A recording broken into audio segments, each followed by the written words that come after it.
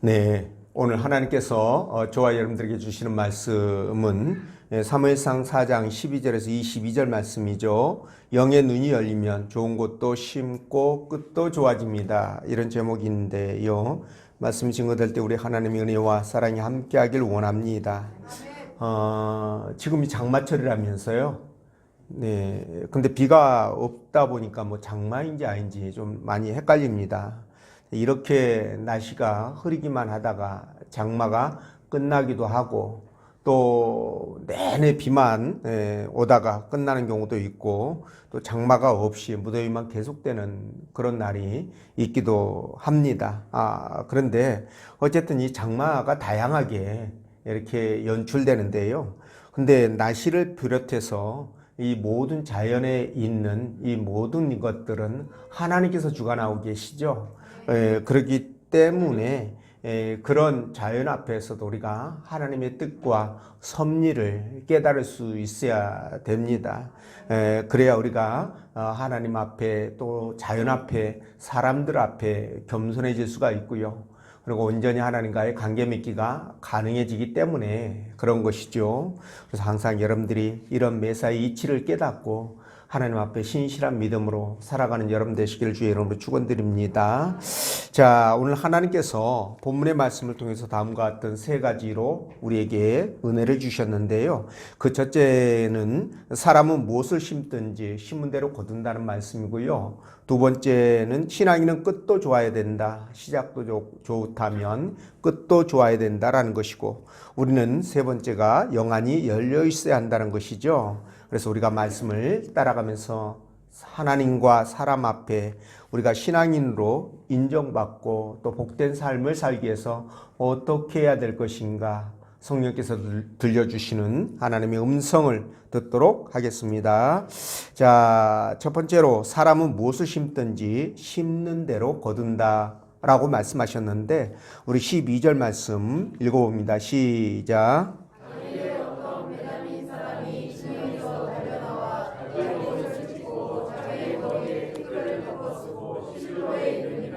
아멘. 자, 본문 말씀은 하나님께서 패역한 대제사장 엘리 가문에 심판을 선언한 지 20년 가까이 시간이 흘렀죠.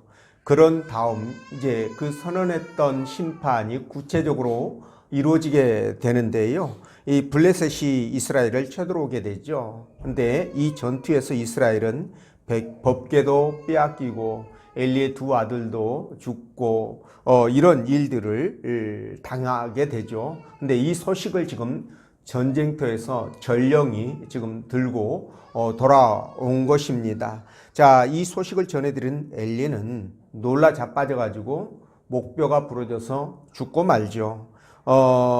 그리고 며느리 비느하스도요, 언약궤가 빼앗겼다는 것과 그리고 시아버지 그리고 남편 이게 다 죽었다는 소식을 받고 충격을 받아가지고요, 조산을 하게 되죠.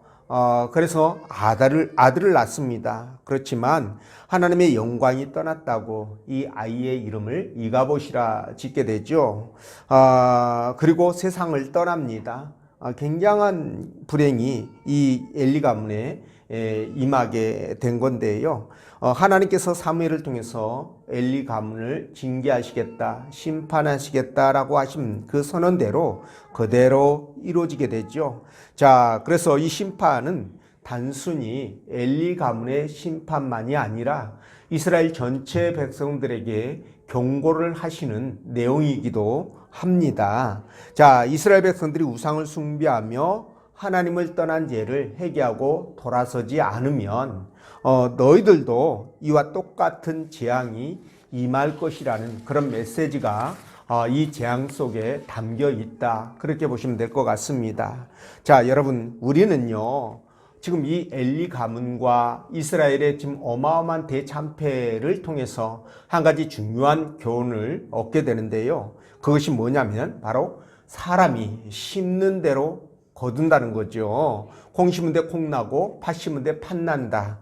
자, 이 말씀이 지금 이루어지는 것을 보게 되는데 사실 지금 제가 말씀드린 격언은요, 가장 보편적인 진리입니다. 이건 진리죠, 그렇죠? 심는 대로 나는 것은 바로 진리입니다. 근데 이 사람들이 말이죠, 그 진리를 잘 알고 있습니다. 자, 그런데도 불구하고 막상 이런 일이 나에게 닥치면 허둥지둥 그렇게 막 그냥 정신이 없죠. 근데 성경에서도 이와 같은 말씀이 기록되어 있습니다. 그래서 갈라디아서 6장 7절을 보면 스스로 속이지 말라. 하나님은 업신여김을 받지 아니하시나니 사람이 무엇으로 심든지 그대로 거두리라. 자, 이렇게 말씀하시죠. 자, 여러분 이게 무슨 말일까요? 이것은요, 우리가 지금 하고 있는 언행, 그러니까 말이나 행동 하나하나가 미래에 일어날 일들에 대해서 지금 씨를 뿌리는 것과 같다. 그렇게 여러분들이 이해하시면 될 것 같습니다. 다시 말해서 미래에 내가 무엇을 거둘 수 있는지 그 씨앗을 지금 뿌리는 작업을 하고 있다는 거예요. 이해가 되십니까? 그래서 미래에 나에게 좋은 일이 일어날지 나쁜 일이 일어날지 그 선택을 지금 뭡니까? 내가 하고 있다라는 것과 같은 말이에요. 이렇게 말하면 이렇게 우리가 생각한다면 상당히 충격적인 내용이기도 합니다. 그렇죠? 그러니까 여러분들의 미래의 일들에 대해서는 스스로 지금 여러분들이 결정을 하고 있다라고 하고 있다라는 말과 같기 때문에 굉장히 좀 충격적인 그런 얘기죠. 자, 그렇습니다, 여러분. 만약 엘리의 이 두 아들이 하나님께 드리는 이 제사를 멸시하지만 않았다면, 엘리 이 두 아들이 하나님께 패악을 저지르지만 않았다면, 그리고 엘리가 그런 아들들의 행동을 준엄하게 꾸짖고, 그죠? 다시는 못하도록 막았다고만 한다면, 여러분 어떻게 될까요? 이런 재앙이 임했을까요? 임하지 않았을까요? 임하지 않았다는 거죠. 이런 일은 일어나지 않았다는 겁니다. 자, 그렇다고 본다면 오늘 엘리 집안의 재앙은 과거 저들의 제약이 만들어낸 일로 그 문자 그대로 뿌린 대로 거두는 그런 법칙이 그대로 적용된 케이스다. 이렇게 볼 수가 있는 겁니다. 여러분 여기까지 이해가 되시죠? 예, 그렇습니다. 그래서 이 법칙은요, 사실 믿는 사람이든 믿지 않는 사람이든 이 세상 만물이 운영되어 가는 이 과정 속에 들어있는 법칙입니다. 그래서 세상 사람들도 이 법칙을 자주 말을 하죠. 입에 올립니다. 그래서 전생에 지은 선악에 따라서 현재 나의 행복과 불행이 결정되고, 그리고 현재 내가 행한 삶의 결과가 내세에서의 나의 행복과 불행이 결정된다. 이거를 네 글자로 압축해서 말하면 무슨 말이 될까요? 인과응보가 되는 것입니다. 이해가 되시죠? 이 인과응보라는 말이 불교에서 나온 거거든요. 불교에서 나온 것인데 사실은 이 말 자체가 성경에서 훨씬 이전부터 사용하고 있었다는 거 여러분들이 염두에 두시면 될 것 같습니다. 자, 하나님 말씀에 순종하면 하나님께서 복을 주시고, 반대의 경우에서는 징계를 하신다는 게 성경의 핵심 사상입니다. 아브라함과 이삭 그리고 야곱과 이스라엘 백성 전체에 하나님께서 언약을 맺으셨잖아요. 그렇죠? 그리고 영적으로도 저와 여러분들에게 같은 언약을 맺고 있습니다. 자, 그런데 이 언약이 바로 심고 거둠의 법칙에 기초한 언약이라는 거예요. 여러분 이해가 되시죠? 이 언약 자체는 내가 하는 대로 하나님께서 보응하시겠다라는 메시지입니다.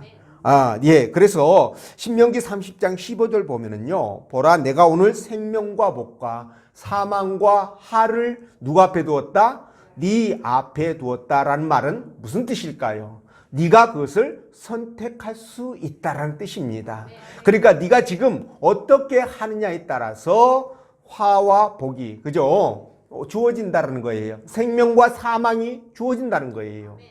이 말씀을 하고 있는 겁니다. 그러니까 이것은 것은 심고 거둠의 법칙이죠. 그렇죠? 또한 인과응보의 법칙이기도 합니다. 자, 그런데 이 신명기 말씀은요, 모세가 하나님께로부터 주전 1407년쯤에 받은 말씀이에요. 자, 그렇다고 한다면 석가모니는 언제 태어났냐? 그 사람은요, 주전 560년경에 태어났습니다. 그래서 80살까지 살다가 죽었는데요. 죽어서 썩어져서 없어졌습니다. 예, 그러니까 시기적으로 보더라도 이 성경은 훨씬 이전에 이 심고 거둠의 법칙을 말씀하신 거죠. 그러니까 불교가 카피했네, 그죠? 예, 석가모니가 알았을까요? 카피한 것을? 예, 어쨌든 우리가 지금 한 행동은 그 결과가 멀지 않는 장래에 나타난다는 거예요. 여러분, 우리가 이걸 이해하셔야 됩니다. 멀지 않는 장래에 나타난다는 겁니다. 그러니까 선한 일을 한 사람은 어떻게 나타난다? 선함과 의로움과 그리고 생명의 열매로 나타나겠죠. 그렇죠? 반면 악한 일을 한 사람들은 어떻게 나타날까요? 실패와 좌절과 두려움 그리고 죽음으로 나타난다는 겁니다. 이해가 되시죠? 그러니까 사도 바울도 이걸 잘 알고 있었던 거예요. 그래서 그분이 뭐라고 고백을 하느냐? 사람이 무엇으로 심든지 심은 대로 거둔다. 예, 이 말씀을 아까 제가 읽어드렸죠. 이 사도 바울이 쓴 말씀이에요. 대필한 말씀입니다. 그러니까 그렇게 나타난다고 이야기를 했습니다. 그리고요, 가이사랴 빌립보에서 예수님이 이제 뭐라고 제자들에게 얘기했냐면 내가 이제 죽었다가 3일 만에 부활할 것이다. 이런 말씀을 하셔요. 그러니까 그 중에 또 가장 그 행동이 빠른 제자가 있죠. 예, 베드로가 뭐라고 얘기하냐면 주님 그렇게 해서는 안 됩니다. 주님이 돌아가시면 우리는 뭐가 됩니까? 닭 쫓던 게 지붕 쳐다보는 꼴 아니겠습니까? 제발 그러지 마십시오. 라고 얘기를 하죠. 그러니까 주님이 거기에 대해서 뭐라고 말씀하시느냐? 이렇게 말씀하십니다. 인자가 아버지의 영광으로 그 천사들과 함께 오리니 그때 각 사람이 행한 대로 갚으리라. 각 사람이 어떻게 한 대로 갚은다고요? 행한 대로 갚은다 라고 주께서 말씀하셨습니다. 자, 그렇다면 이 심고 거둠의 법칙이 하나님 나라의 법칙이라는 거 우리가 이제 알게 되었잖아요. 그렇죠? 그리고 언약의 핵심 기반이 된다는 것도 알게 되었잖아요. 그렇죠? 자, 그렇다면 저와 여러분들은 지금까지 신앙생활, 그 전에는 예수님을 알기 전에는 몰랐으니까 그렇다고 치고 예수님을 알고 난 이후에 여러분들이 과연 어떤 씨앗을 뿌렸고요. 예, 또 얼마만큼을 뿌렸는지 한번 돌아보셨으면 합니다. 예, 왜냐하면 우리가 좋은 씨앗을 뿌렸느냐, 선한 씨앗을 뿌렸느냐에 따라서 미래의 그 열매를 거둔다고 했잖아요. 예, 그렇기 때문에 이 내용은 굉장히 중요한 거죠. 그래서 저와 여러분들은 정말 영적으로 말이죠. 하나님을 정말 믿고 신뢰하고 사랑하고 의지하면서 관계를 최상으로 만들어 가야 됩니다. 여러분, 우리 예수 믿는 사람들은 영적인 존재죠. 그렇죠? 하나님도 영적인 존재죠. 그렇기 때문에 하나님과의 관계를 최상으로 만들기 위해서는 우리 영안이 깨어나야 되겠죠. 그렇죠? 그래서 말씀에 순종해야 되고요. 철저하게 순종해야 되죠. 이 순종하는 과정 속에서 만약 내 생각과 배치가 된다 할지라도 나는 이렇게 생각하는데 하나님 말씀은 이러네. 그러니까 나는 내 생각대로 하겠어. 이렇게 되면 순종한 게 아니죠. 그렇죠? 그러니까 내 생각과 배치가 되어도 또 그 순종이 나에게 손해가 되어도 하나님 말씀이 그렇다고 한다면 따라야 되는 거죠. 반대로 내게 이익이 된다 할지라도, 그죠? 내가 좋게 느껴진다 할지라도 하나님 말씀이 아니라고 한다면 어떻게 해야 됩니까, 여러분? 우리가 따라서는 안 되겠죠. 그렇죠? 세상을 따라서는 안 되겠죠. 하나님 말씀에 순종해야 되기 때문에 그런 겁니다. 그래서 여러분, 우리는요, 복음을 전해서 죽어가는 영혼들을 살려야 되고, 그리고 또 우리 교회 공동체가 아름다운 천국이 될 수 있도록 여러분들이 힘쓰고 애써야 된다는 말씀을 드립니다.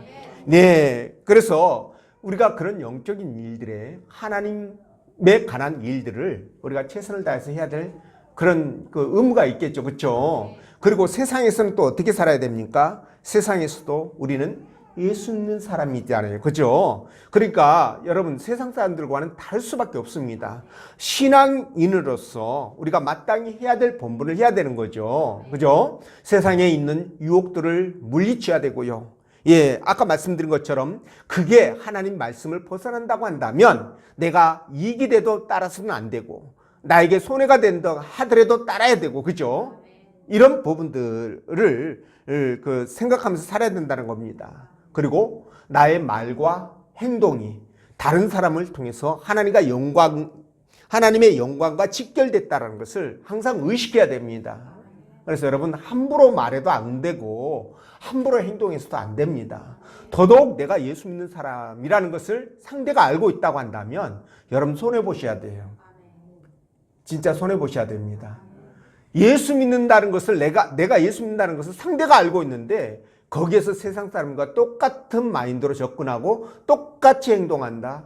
이거는요 하나님 영광을 가리는 것이 되기 때문에 그렇습니다. 나중에 예수 믿으라고 누가 전도를 해도 아이고 내가 아는 아무개는 뭐 어쩌고 저쩌고 하면서 너나 잘 믿어 이렇게 할 거 아니겠어요. 여러분 이거 정말 안 될 일입니다. 그래서 우리가 정말 주의를 해야 되고 신경을 써야 될 부분이죠. 그래서 말이죠. 그래서 여러분 믿지 않는 세상 사람들, 악한 세상에서 우리가 하나님의 말씀대로 믿음으로 살아가기가 정말 힘들어요. 저도 많이 느낍니다. 쟤네들은 그렇게 안 해. 하고 싶은 대로 다 하면서 살아. 그런데 우리는 절제해야 되고 참아야 되고 손해봐야 되고 여러분 하고 싶은 말 하지 못하면서 그렇게 살아야 되잖아요. 그러니 얼마나 이게 힘든 일입니까? 그러니까 고통일 수 있다는 거예요. 그런데 말이죠. 하나님은 뭐라고 말씀하십니까? 우리의 모든 행위를 아시고 그 행한 대로 어떻게 된다? 갚아주신다라고 말씀하시잖아요. 지금. 그죠? 갚아주신다고 말씀하지 않습니까? 그렇기 때문에 우리는 그 말씀을 믿고 내가 이렇게 살 때 내가 이렇게 손해보면서 주의 말씀을 따르기 위해서 힘들고 어려워도 그 말씀을 지키면서 살려고 노력하는 거 이게 힘든 거잖아요. 이게 선한 것을 심는 거지 않습니까? 그렇죠? 그럴 때 하나님께서 어떻게 하신다? 갚아주신다고 하시잖아요. 그러니까 우리가 그 말씀을 믿고 세상에서 힘들어도 그렇게 살아가야 된다는 겁니다. 여러분 이해가 되시죠? 자, 여러분 또 여러분들이 심을 때 여러분 어떻게 심습니까? 심을 때 여러분 되도록이면 많이 풍성하게 심으시길 바랍니다. 물론 하나님은 저와 여러분들이 심는 것보다 훨씬 더 많은 것으로 거두게 해 주시지만 여러분 너무 적게 심어가지고요 거둘 것이 없을까 봐 걱정되기도 합니다. 그래서 로마서 2장 6절 8절 말씀 보면 이렇게 말씀하시죠. 하나님께서 각 사람에게 그 행한 대로 보응하시다. 여기서도 그 행한 대로 보응하신답니다. 근데 이 말씀이 성경 곳곳에 많이 나옵니다. 행한 대로 보응한다는 거. 이게 신고 거둠의 법칙 아닙니까? 인과응보의 법칙이죠. 그렇죠? 행한 대로 보응하시되 참고 선을 행하여 영광과 정기와 썩지 아니하는 것을 구하는 저와 여러분들 같은 분들에게 어떻게 하신다? 하나님께서 영생으로 복을 주시고, 그죠? 반대로 오직 당을 지어 진리를 따르지 않고 불의를 따르는 자에게 이 당을 진다는 게 좀 이 앞에 딱 들어가 있네요. 그렇죠? 장이 뭔지 아시죠? 그렇죠? 편 갈라서 네 편 내 편 갈라가지고 내 편이면은 못해도 용서가 되고 상대편이 잘해도 상대편이면 어떻게 됩니까? 용서가 안 되죠. 그렇죠? 이게 파당을 짓는 건데 이렇게 하면 어떻게 한다고요? 하나님이 진노와 분노로 열매를 거두게 해주겠다. 갚아주겠다라는 말씀이에요. 자, 그렇기 때문에 저와 여러분들은 다시 한번 이 심고 거둠에 대한 법칙을 의식하면서 이것을 의식하면서 하나님과 사람 앞에 열심히 심으시라는 거예요. 열심히 심으시라는 겁니다. 그래서 이 땅에서는 복을, 내세에서는 상급을 받아 누리는 여러분 되시기를 주의 이름으로 축원드립니다. 그리고 두 번째, 신앙인은 끝도 좋아야 된다. 예, 처음이 좋으면 끝도 좋아야 되겠죠. 18절 말씀 읽어봅니다. 시작.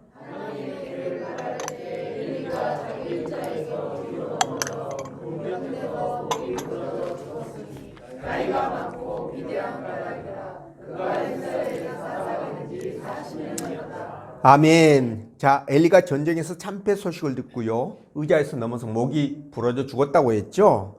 근데 그때 그의 나이가 98세. 그죠? 그리고 그가 40년간 대제사장으로 봉직을 했으니까 58세에 대제사장 겸 사사가 된 것으로 그렇게 보여집니다. 자, 근데 40년 동안이나 그가 사사와 대제사장직을 감당했다는 것은 뭡니까? 기본적인 베이스가 있었다는 거예요. 하나님께 받은 능력과 어떤 영적 권위가 있었다는 뜻도 되는 겁니다. 여러분도 그렇게 이해가 되시죠?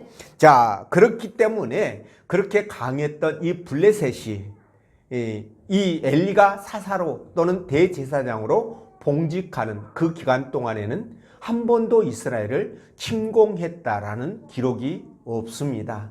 예, 그것이 바로 그 엘리의 능력이 아닌가 이런 생각을 해봅니다. 자, 그런데 그것뿐만이 아니죠. 엘리에게는 또 남다른 신앙이 있었던 것 같습니다. 자, 이게 뭔 소리냐? 예, 왜냐하면 아들들이 하도 개망나니 짓들을 해가지고요, 엘리의 신앙이 상대적으로 평가절하된 부분이 없지 않아 있는 것 같은데요, 실제 그렇지 않습니다. 이 엘리가 신앙이 괜찮았기 때문에 여러분 지금까지 98세라는 나이까지 살게 되었잖아요. 그렇죠? 근데 여러분 이스라엘 사람들은 지금도 그렇습니다만 당시에는 더더욱 그랬겠죠. 예, 이스라엘 사람들은 하나님 앞에 복을 받고 인정을 받는다는 기준으로 두 가지를 제시합니다. 하나는 부입니다. 부자가 되는 거. 또 하나는 뭘까요? 장수입니다. 이 두 가지를 복의 조건으로 보는데 엘리가 98세까지 살았다면 지금 기준으로 보아도 굉장히 오래 산 거예요. 그죠? 그러니까 사람들이 생각할 때 엘리는 하나님 앞에 정말 복을 받고 인정받은 사람이구나라고 생각을 했던 시대에 그가 98세를 살았다는 것은 영적인 의미가 있는 거예요. 이해가 되시죠? 그리고 아까 아들들이 망나니 짓을 했을 때 엘리가 아들들에 대해서 훈육을 하고 훈계를 했거든요. 그런데 이제 나이가 원체 많아서 몸이 그냥 그렇게 노쇠해서 아들들이 무시해서 그랬는지 어떤지 모르겠지만 따르지를 않았습니다만, 자 23절 24절 2장 이렇게 보면 이렇게 되어 있습니다. 그들에게 이르되, 엘리가 한 얘기예요. 아들들에게 너희가 어찌하여 이런 일을 하느냐? 내가 너희 악행을 이 모든 백성에서 듣노라. 내 아들들아 그리하지 말라. 내가 들리는 소문이 좋지 아니하니라. 너희가 여호와의 백성으로 범죄하게 하는도다. 여호와의 백성들에게 너희들이 범죄하게 만든다, 이렇게 하면서 지금 책망을 하고 있죠. 네, 이런 책망을 볼 때도 엘리 그 자체는, 그분 스스로는 하나님 앞에 어느 정도 믿음을 나름대로 갖고 있었다, 이 부분을 우리가 알 수가 있는데요.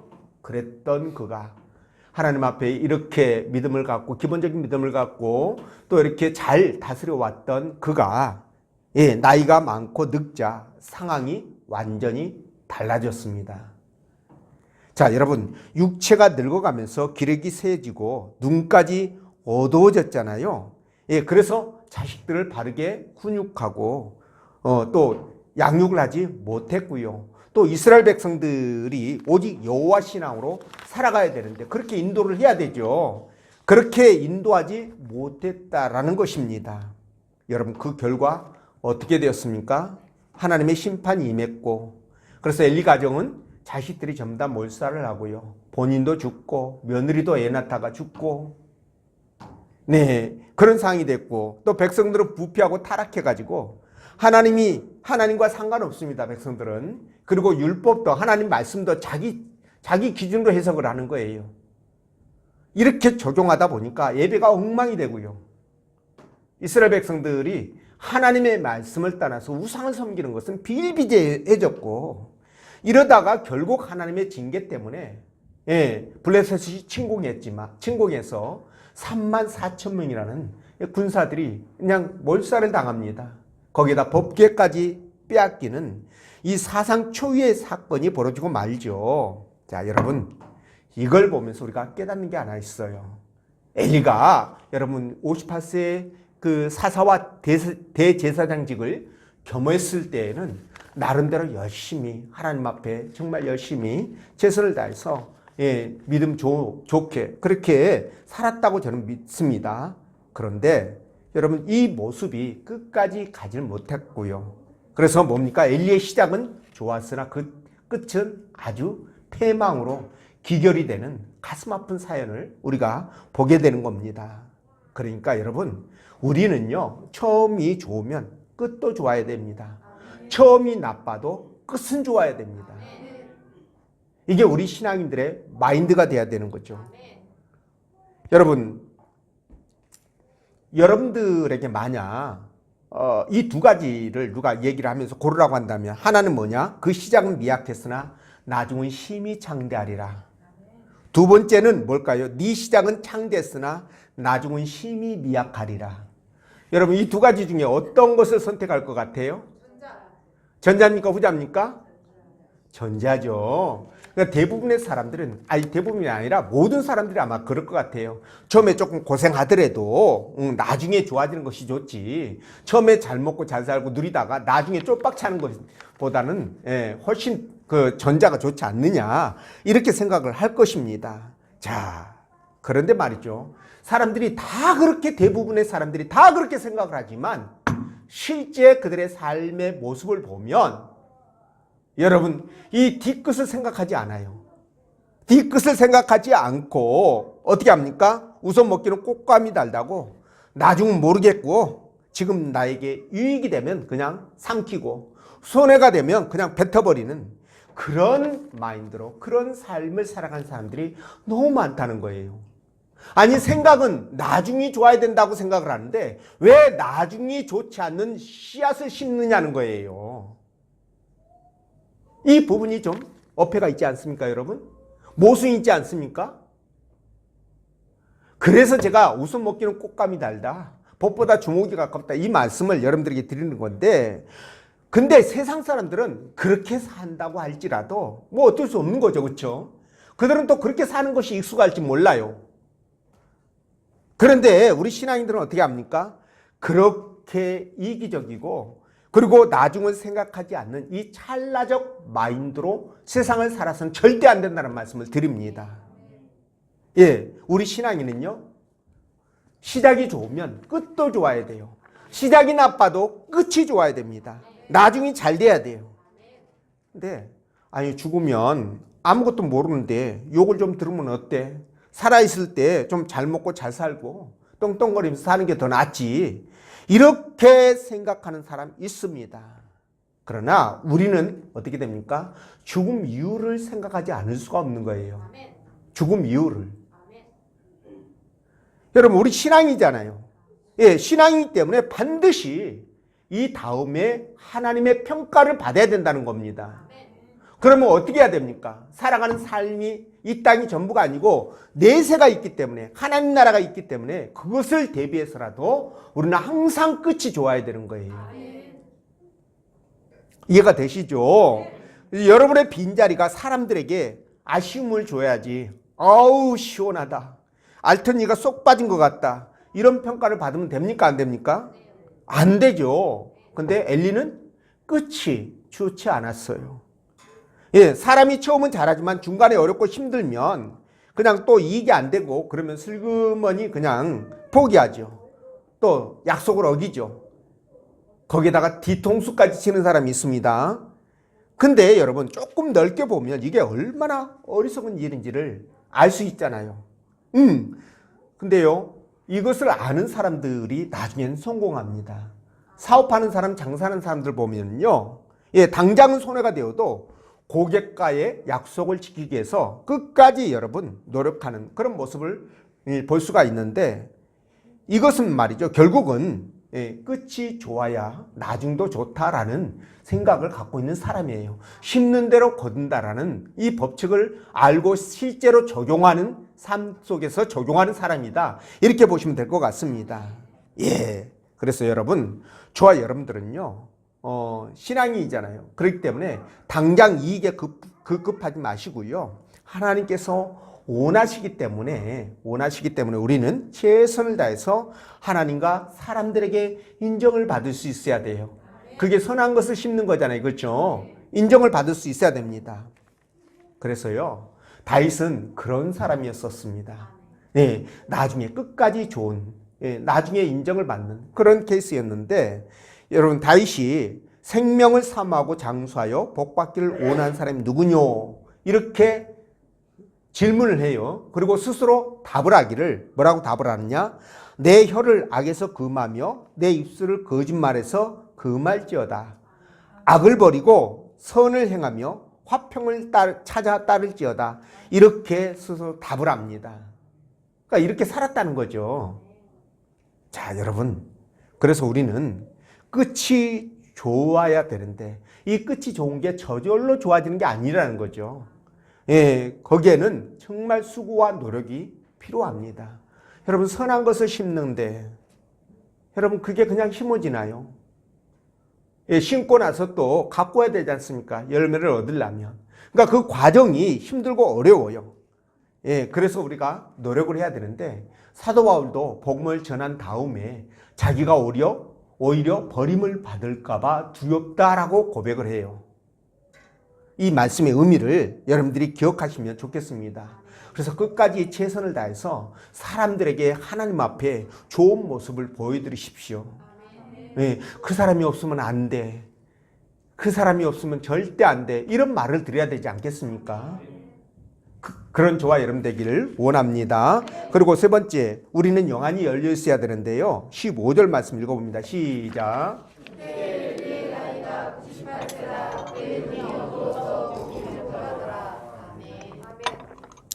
여러분, 엘리가 98세가 되었으니까 몸이 정말 늙었겠죠. 예, 거기에다가 눈이 어두워졌다라고 본문이 말씀하고 있는데, 자, 그의 눈이 어두워진 것은 몸이 늙어서 뭐 그럴 수 있어요. 많이 늙었기 때문에. 그런데 본문의 말씀의 의미는요, 육신의 눈이 어두워졌다는 뜻이 아니에요.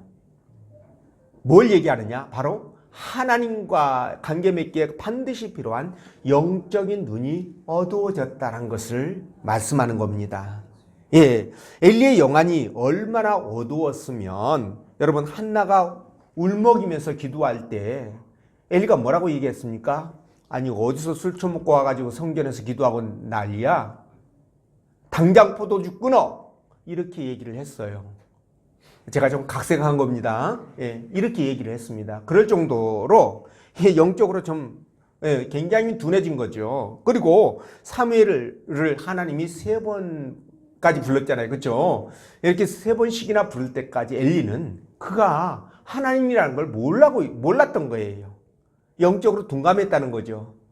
거기에다가 여러분, 자기 아들들이 이렇게 하나님 앞에 행악을 저지르게 되면 하나님이 징계하신다는 것을, 하나님이 심판하신다는 것을 알아야 될 거 아니에요. 근데도 불구하고 그걸 캐치하지 못해서, 영안이 어두워져 가지고 그걸 캐치하지 못해서 결국은 이 사단을 만들어내고 말았던 겁니다. 굉장히 가슴 아픈 일이잖아요. 그렇죠? 네. 자, 여러분, 그래서 엘리의 영안이 어두워진 것과 당신의 집안이 몰락한 것과 이스라엘 백성들이 블레셋에 대참패를 해서 법궤까지 빼앗긴 것은 여러분, 일련의 연관성을 갖고 있다는 거예요. 이 결과들이 뭡니까? 엘리의 영안이 어두워진 그 원인 때문에 만들어졌다는 겁니다. 여러분, 이해가 되시나요?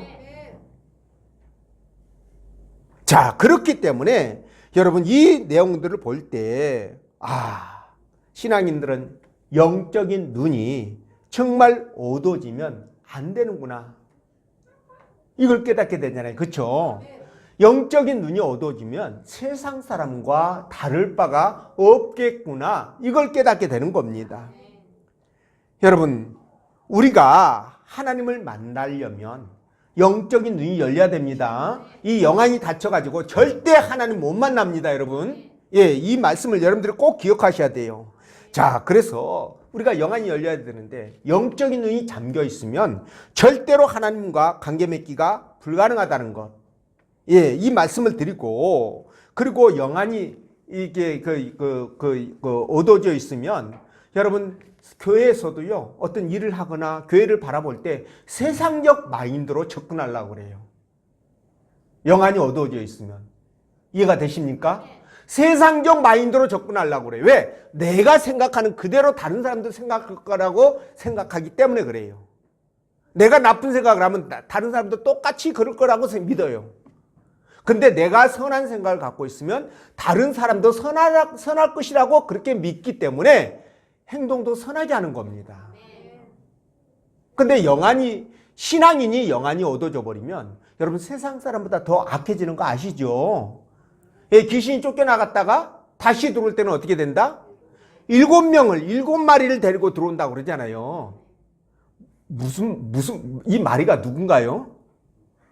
악한 영이죠, 그렇죠? 악한 영 7마리를 데리고 들어오기 때문에 얼마나 더 악해집니까? 그래서 복음을 전하다 보면 교회 안 다니는 사람은 그래도 순수해요. 근데 교회 다니다가 안 다니는 사람들에게 복음을 전하면요, 진짜 열받죠. 그게 바로 그 증거이기도 합니다. 그래서 여러분, 저와 여러분들은 진짜 영안이 열려 있어야 되는데, 그래야 세상을 보는 게 아니라 하나님을 바라볼 수 있고 하나님의 뜻을 분별하고 하나님의 뜻을 따르고 순종할 수 있기 때문에 그런 겁니다.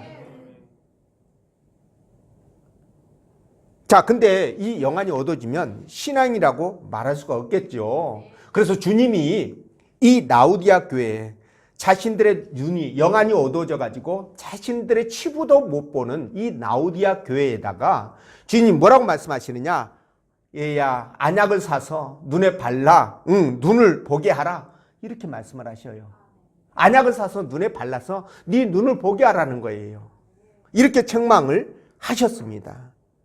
여러분, 영안이 어두워지면 어떤 수단과 방법을 동원해서라도 그걸 방치하면 안 되겠죠. 치료해야 되겠죠.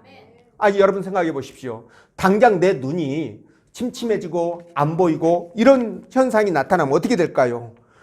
만사 제껴놓고 병원에 가가지고 어떻게 합니까? 치료하겠죠. 수술도 하고 약도 바르고 안경도 끼고 여러 가지 일들을 할 겁니다. 그런데 사람들이 말이죠, 이 마음의 눈, 신앙의 눈, 영안이 어두워지는데도 불구하고 그것에 대해서 무감각해진다는 것이 이게 굉장히 가슴 아픈 일이에요. 신앙이기 때문에 그렇게 말씀을 드립니다. 신앙인들이 영적인 눈이 어두워지면 정말 가슴 아픈 일입니다. 그래서 다윗이 시편 13편 3절에서 뭐라고 말씀하시느냐? 여호와 내 하나님이여 나를 생각하사 응답하시고 나의 눈을 밝히소서. 두렵건대 내가 사망의 잠을 잘까 하오니. 이 사망의 잠이라는 것은 뭘까요? 영안이 어두워져서 하나님과 관계 맺기가 불가능해졌다는 그 말을 이렇게 하는 겁니다. 자, 그렇기 때문에 여러분, 우리는요 진짜 이 영적인 눈이 어두워지지 않도록 경성하고 각성하고 깨어 있어야 된다는 거죠. 그래서 열심히 하나님 앞에 기도하고 말씀도 읽고 듣고 묵상하면서, 그렇죠? 그리고 또 성령님을 내 마음 중심으로 모셔야 되겠죠. 그래서 날마다 순간마다 성령의 조명을 받아서 우리 영적인 눈이 밝은 상태로 유지가 돼야 되는 거예요. 그래야 여러분 하나님과 관계 맺기가 온전해지니까 그걸로 인해서 기도 응답도 빠르게 이루어질 것이고, 그죠? 그리고 우리가 이 땅에서 구별된 삶이 가능해지는 겁니다. 이해가 되시죠? 예, 그래서 우리가 이런 영안이 소중하다는 것을 깨닫고 그 영안을 온전하게 밝게 만들기 위하여 최선을 다하자는 겁니다. 오늘 엘리처럼 영안이 어두워지면 이 어마어마한 풍파 재앙이 몰아닥칠 가능성을 사전에 배제하자는 겁니다. 나중에 여러분 정말 직살나게 맞고 후회하면서 하나님 그러지 마시고 우리는 지혜롭게 지혜롭게 매 맞기 전에 어떻게 된다? 매 맞기 전에 우리가 대처를 하면 되는 거예요. 하나님이 때리려고 하다가 요놈 봐라요. 동작 굉장히 빠르네. 그러면서 살짝 매를 내려놓을 거 아니겠어요. 그렇죠? 예, 그렇게 살자는 겁니다. 우리가 완벽할 수는 없으니까. 예, 그렇게 살면 얼마나 여러분 지혜로운 삶이 되겠어요. 그래서 여러분들이 그런 삶을 통해서 하나님께 영광을 돌리고 여러분들도 복된 삶이 될 수 있도록 주의 이름으로 축원드립니다. 기도합니다.